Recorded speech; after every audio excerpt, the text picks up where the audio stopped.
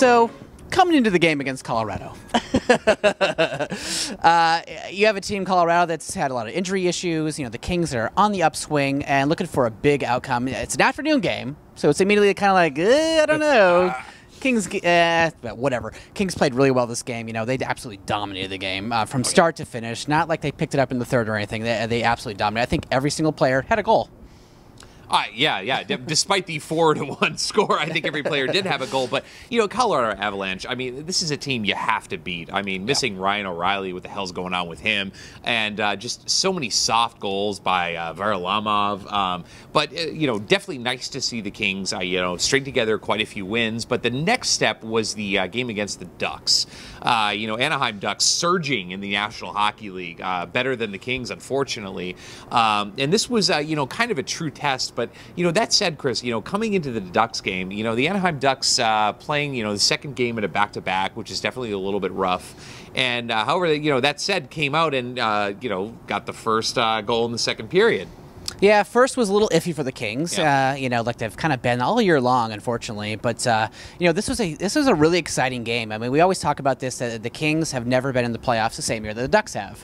But this is a year where you're feeling it. It's kind of trending that way, that this could be the year, and that's how you create, you know, a true rivalry. And I think that this game had it all. I mean, it was very exciting. It was sort of shift to shift.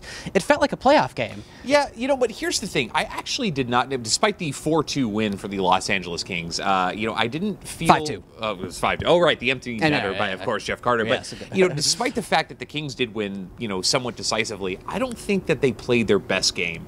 You know what I mean? You know, some defensive lapses and things like that. Of course, Jonathan Quick, you know, starting to, you know, become that Conn Smythe guy again. But, you know, not their best style of defensive hockey, I thought. No, but you look at the Ducks' record, though. They were 13-2, I think, at that Dear point. Dear God, 13-2. Second in the conference, you know, and fast, you know, the Ducks goalie had not lost a game. He was like 8-0. So fantastic win to get that and to beat that goalie and kind of get him back down, even though he's like apparently signed like a lifer contract. It seems like he's been handed the keys to the house forever. It seems like, even though it's a 2-year extension. But it was a great game because this is the exciting kind of Southern California hockey that we've been waiting for. Because you know you have 2 Cup champs in the last 5 years playing against each other, both from California, and the Kings just really stepped it up. I mean, to hold the Ducks to 2 goals was pretty outstanding. You talk about the defense really coming together and stepping up. See, even some of the guys that we've been talking about being sort of like the loose ends on the Kings really stepped up. Jerwisky.